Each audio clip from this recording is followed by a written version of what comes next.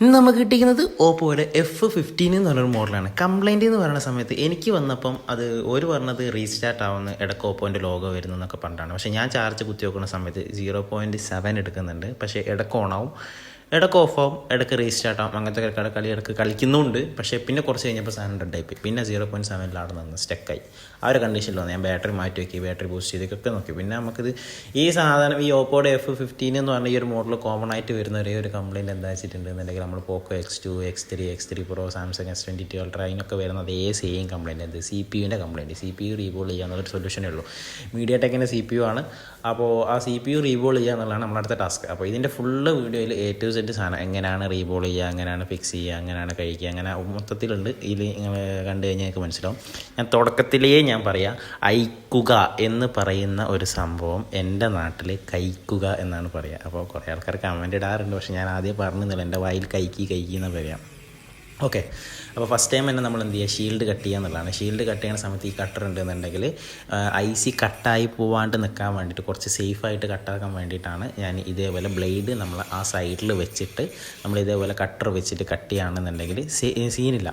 നമ്മളെന്താ പറയുക, മറ്റേ കട്ടർ ഇടയ്ക്കുണ്ട്. നമ്മൾ ഈ ഷീൽഡ് കട്ട് ചെയ്യുന്ന സമയത്ത് തെന്നിപ്പോവുക, പെട്ടെന്ന് അങ്ങ് തെറിച്ചു പോകും. ആ സമയത്ത് IC-ൻ്റെ മുകളിൽ കട്ടായി കഴിഞ്ഞ് കഴിഞ്ഞാൽ പിന്നെ IC ഡാമേജ് ആവും. പിന്നെ ചിലപ്പോൾ നമുക്ക് ചെയ്തിട്ട് കാര്യം ഉണ്ടാവില്ല. ആ സിറ്റുവേഷനിലൊക്കെ വരാറുണ്ട്. ഇതിന് മുമ്പ് എനിക്ക് കിട്ടിയിട്ടുണ്ട്. അപ്പോൾ അതുകൊണ്ട് ഇതേപോലെ ബ്ലേഡൊക്കെ വെച്ചിട്ട് മെല്ലെ നോക്കി കട്ട് ചെയ്യുകയാണെന്നുണ്ടെങ്കിൽ സീനില്ല, പക്കയായിട്ട് നമുക്ക് കിട്ടുകയും ചെയ്യും. നമുക്ക് കുറച്ച് സേഫായിട്ടുള്ളൊരു മെത്തേഡ് എന്ന് മാത്രം. അത് ഫസ്റ്റ് ടൈം ചെയ്യുന്ന ഒരാൾക്ക് കണ്ടോട്ടെ എന്ന് വിചാരിച്ചിട്ട്, ഫസ്റ്റ് ടൈം അല്ല ഇതിനല്ലാണ്ട് ചെയ്യുന്ന ആൾക്കാരാണെന്നുണ്ടെങ്കിലും കുറച്ച് സേഫ് ആയിക്കോട്ടെ വെച്ചിട്ടാണ് ഞാൻ ഇങ്ങനെ കുറച്ച് സേഫായിട്ടേ ചെയ്യാറുള്ളൂ. അല്ലാണ്ട് നമുക്ക് അറിയാമെന്നോ അല്ലെങ്കിൽ നമ്മൾ കട്ട് ചെയ്ത് ശീലമുണ്ടെന്ന് വിചാരിച്ചിട്ട് നമ്മളെ സേഫ് നമ്മൾ കുറക്കാറില്ല. ആ സാധനം വെച്ച് ചെയ്യുമ്പം അഥവാ അബദ്ധവശാൽ തെറിച്ച് പോയാലോ എന്നുള്ള രീതിയിൽ ഞാൻ ആ സാധനം വെച്ചിട്ടാണ് ചെയ്യാറ്.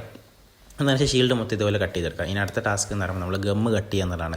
250 50 എയറിൽ നമ്മളിതേപോലെ സ്ക്രാപ്പർ വെച്ചിട്ട് ഗമ്മ് കട്ട് ചെയ്യുക. ഗമ്മ് കട്ട് ചെയ്യുന്ന സമയത്ത് ശ്രദ്ധിക്കുക, അധികം ഓവറായിട്ട് ബോട്ടിലേക്ക് പ്രസ് ചെയ്യാൻ നിൽക്കണ്ട. മറ്റേ നോർമലായിട്ട് കട്ട് ചെയ്തെടുത്താൽ മതി. കാരണം ഇതിന് ഓവർ ഗമ്മില്ല.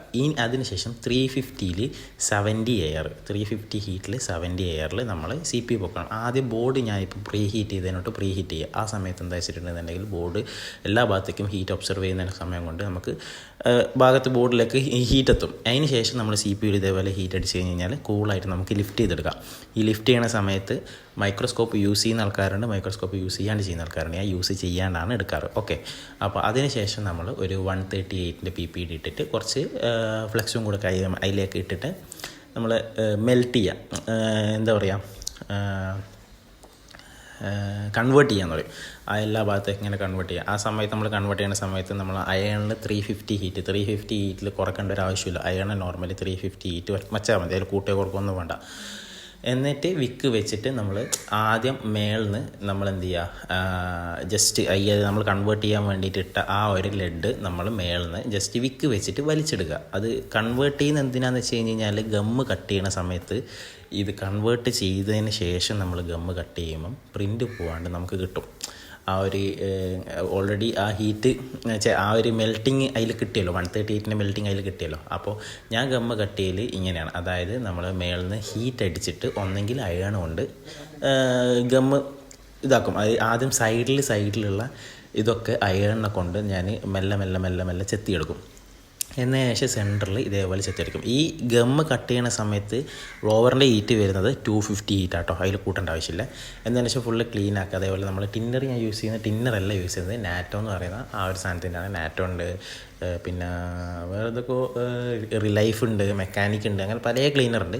ചില ആൾക്കാർ ടിന്നർ യൂസ് ചെയ്യാറുണ്ട്. ടിന്നർ യൂസ് ചെയ്യുമ്പോൾ ഒരു വെള്ളപ്പൊടി വരും, അതുകൊണ്ടാണ്. എന്നതിന് ശേഷം വീണ്ടും ഞാനിത് ചെത്തിയെടുക്കുന്നതെന്ന് വെച്ചിട്ടുണ്ടെങ്കിൽ സ്ക്രാപ്പർ കൊണ്ടാണ്. അത് എന്നാലും ഈ ഒരു മോഡലിൽ എന്ന് പറയുമ്പോൾ ഈ ഓപ്പോ സീരീസ് OnePlus സീരീസിൻ്റെ ഗമ്മ് എന്ന് പറയുമ്പോൾ കുറച്ച് ടാസ്ക് ഗമ്മ, ഭയങ്കര ഹെവി ഗമ്മ, അങ്ങനെ എന്താ പറയുക, ഒരുമാതിരി കട്ട പിടിച്ച ഗമ്മാണ്. ആ ഗമ്മ് കട്ട് ചെയ്യാൻ കുറച്ച് ടാസ്ക്കുമാണ്.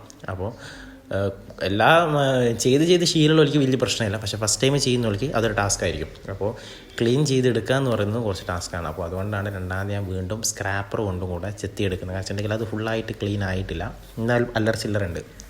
സ്ക്രാപ്പർ കൊണ്ട് ചെത്തിയിട്ടും കഴിഞ്ഞതിന് ശേഷം വീണ്ടും നമ്മൾ എന്ത് ചെയ്യണം, ഒന്നും കൂടെ നമ്മൾ വിക്ക് വെച്ചിട്ട് വലിച്ച് ക്ലീൻ ചെയ്യാനുണ്ട്. അപ്പോൾ അത് നമുക്ക് ജസ്റ്റ് മൈക്രോസ്കോപ്പിൽ കൂടെ നോക്കുന്ന സമയത്ത് ഞാൻ ഇങ്ങനെ പറയുന്നതിനും കാട്ടുന്നില്ലെങ്കിൽ മൈക്രോസ്കോപ്പിൽ നോക്കുമ്പോൾ നിങ്ങൾക്ക് പെട്ടെന്ന് മനസ്സിലാവും. ഓക്കെ, അപ്പോൾ അങ്ങനെ അത് ഫുള്ള് ക്ലീൻ ചെയ്ത് തുണി വെച്ചിട്ടൊക്കെ ഫുള്ള് ക്ലീൻ ആക്കിയതിന് ശേഷം ഇനി അടുത്ത് നമുക്ക് ക്ലീൻ ചെയ്യാനുള്ള ഐസിയാണ്. ഈ സെയിം മെത്തേഡ്, അതായത് 138 PP അതിൻ്റെ മുകളിൽ അപ്ലൈ ചെയ്യുന്നു, ഫ്ലെക്സ് അപ്ലൈ ചെയ്യുന്നു, ആദ്യം കൺവേർട്ട് ചെയ്യുന്നു, എന്നതിന് ശേഷം വിക്ക് വെച്ചിട്ട് ആ കൺവേർട്ട് ചെയ്തത് കുറച്ച് മേൽഭാഗത്ത് നിന്ന് വലിച്ചെടുക്കുമ്പം തന്നെ അതിൻ്റെ അടിയിലുണ്ടായിരുന്ന ആ ഒരു ലെഡ് ഉണ്ടാവുമല്ലോ, അതായത് ഓൾറെഡി അതിൻ്റെ മുകളിലുണ്ടായിരുന്ന ലെഡ് അത് നമുക്ക് കൺവേർട്ട് ചെയ്തിട്ട് കിട്ടുന്നു.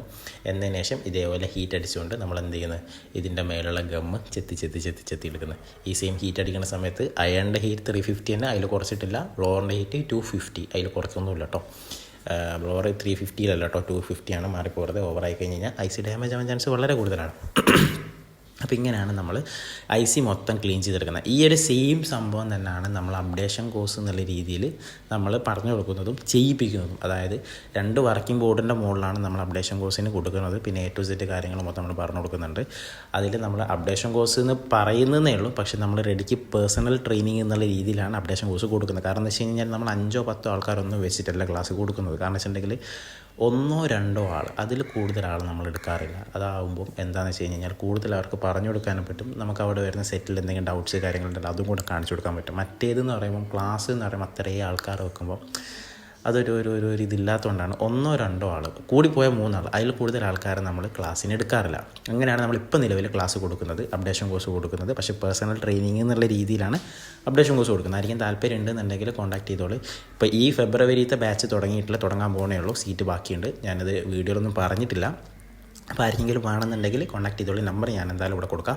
ഓക്കെ, അപ്പോൾ ഇനി അടുത്ത വെച്ചിട്ടുണ്ടെങ്കിൽ റീബോൾ വെച്ച് സ്റ്റെൻസിലിൻ്റെ അടിയിൽ നമ്മൾ ടിഷ്യൂ വെച്ച് ഐസിൻ്റെ മുകളിൽ വെച്ച് നമ്മൾ സ്റ്റെൻസിൽ വെച്ചതിന് ശേഷം ഇതേപോലെ റീബോൾ ചെയ്തിട്ട് നമ്മൾ ചെത്തുന്ന എന്തിനു വെച്ചിട്ടുണ്ടെന്നുണ്ടെങ്കിൽ എല്ലാ സാധനം കറക്റ്റ് ലെവലാവാൻ വേണ്ടിയിട്ടാണ്. വീണ്ടും ഇതേപോലെ തന്നെ PPD അപ്ലൈ ചെയ്യുന്നത് 183.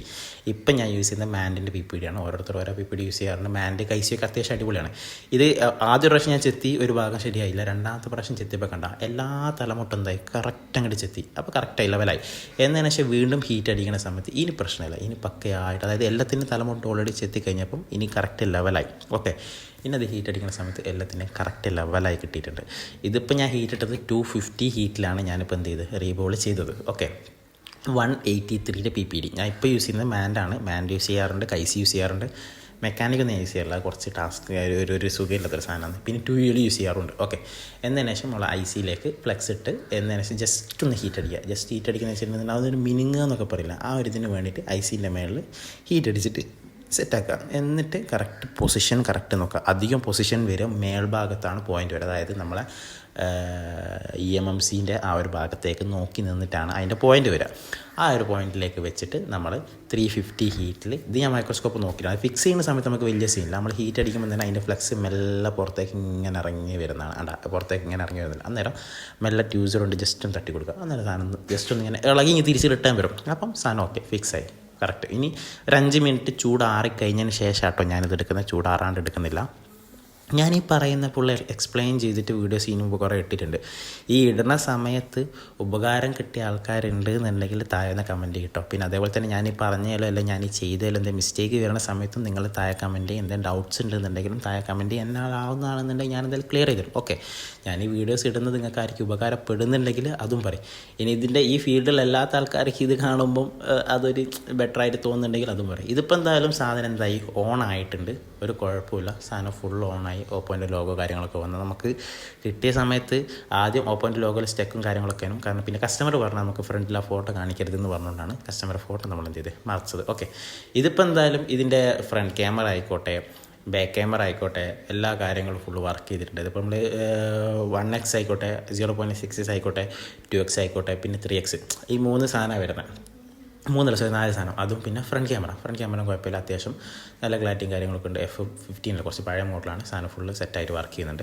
അപ്പോൾ ഈ വീഡിയോ നിങ്ങൾക്ക് ഉപകാരപ്പെടുന്നു വിചാരിക്കുന്നു. ഉപകാരപ്പെട്ട് കഴിഞ്ഞ് കഴിഞ്ഞാൽ സപ്പോർട്ട് ചെയ്യുക. അതേപോലെ തന്നെ ഇതേപോലെ ആരെങ്കിലും കംപ്ലയിൻ്റ് ആയിട്ടുണ്ട് എന്നുണ്ടെങ്കിൽ നമ്മളായിട്ട് കോൺടാക്ട് ചെയ്തോളൂ. ഷോപ്പുമായിട്ട് കോൺടാക്ട് ചെയ്യേണ്ട നമ്പർ ഞാൻ അവിടെ കൊടുക്കുന്നുണ്ട്. അതേപോലെ തന്നെ കോഴ്സിൻ്റെ നമ്പർ അവിടെ കൊടുക്കുന്നുണ്ട്. അപ്പോൾ ഓക്കെ, ബൈ.